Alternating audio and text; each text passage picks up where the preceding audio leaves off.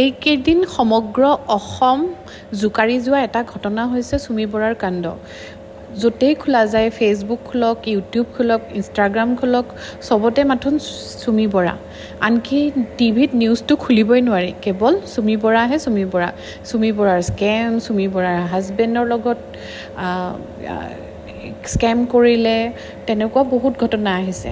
এই মহিলাগৰাকীৰ বিষয়ে জানিবৰ মন গ'ল। তেখেতৰনো কিয় ইমান অসুবিধা হৈছে, তেখেতে সদায় লাইফ কিয়নো ইমান ষ্ট্ৰাগল পাই আছে, তাকে এজন এষ্ট্ৰলজাৰ হিচাপে চাওঁ বুলি ভাবিলোঁ। মোৰ ওচৰত তেখেতৰ ডেট অফ বাৰ্থটো নাই, কিন্তু উইকিপিডিয়াত তেখেতে যিটো ডেট অফ বাৰ্থ দিছে সেইটোকে নিউমাৰলজিৰ ফালৰ পৰা মিলাই চাওঁ বুলি ভাবিলোঁ। আৰু ভাবিলোঁ আপোনালোককো কথাষাৰ ভালকৈ বুজাই কওঁ। উইকিপিডিয়াত দিয়া ডেট অফ বাৰ্থ অনুসৰি চুমি বৰাৰ ডেট অফ বাৰ্থ হৈছে 9 আগষ্ট 1993, 9 আগষ্ট 1993।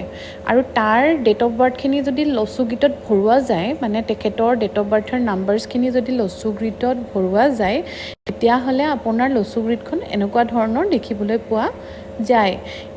গতিকে চুমি বৰাৰ মূলাংক বা ড্ৰাইভাৰ নাম্বাৰ হৈছে 9 আৰু কণ্ডাক্টৰ নাম্বাৰ বা ভাগ্যাংক হৈছে 3। নেমটো চালোঁ, তেখেতৰ নামটোৱে বা তেখেতক ছাপৰ্ট কৰিছেনে নাই। নেমটো চালত ধৰা পৰিলে যে তেওঁৰ নেম নাম্বাৰটো হৈছে 4। গতিকে মই আপোনালোকক জনাওঁ যে চুমি বৰাৰ যিটো নেম নাম্বাৰ হয়, সেই নেম নাম্বাৰটো তেখেতৰ ড্ৰাইভাৰ নাম্বাৰ হওক বা কণ্ডাক্টৰ নাম্বাৰ হওক, দুইটাৰে এনিমি।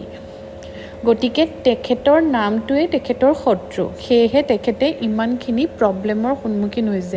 সঁচাই হওক মিছাই হওক, এইখিনিতো বাৰু নিৰাপত্তা বা আমাৰ পুলিচ আছে বা আমাৰ যিখিনি ধৰক নিৰাপত্তা বাহিনী আছে, তেওঁলোকে সেইখিনি ডিচাইড কৰিব।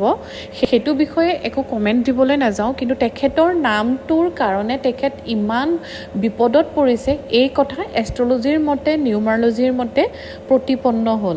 হয়তো চাগে আপোনালোকে ভাবিব পাৰে মই চুমি বৰাৰ সন্দৰ্ভত কিয় ক'বলৈ ওলাইছোঁ, আপোনালোকক বুজাবৰ কাৰণে যে এটা নেম নাম্বাৰ এনিমি হ'লে মানুহ কিমান বিপদত পৰিব পাৰে, তাৰ কাৰণে ইয়াতকৈ আৰু ডাঙৰ উদাহৰণ একোৱেই হ'ব নোৱাৰে। গতিকে আপোনালোকে সকলোৱে চেক কৰক যে আপোনালোকৰ নেম নাম্বাৰটো ভুলতে আপোনাৰ ড্ৰাইভাৰ নাম্বাৰ বা কণ্ডাক্টৰ নাম্বাৰ এনিমি নেকি।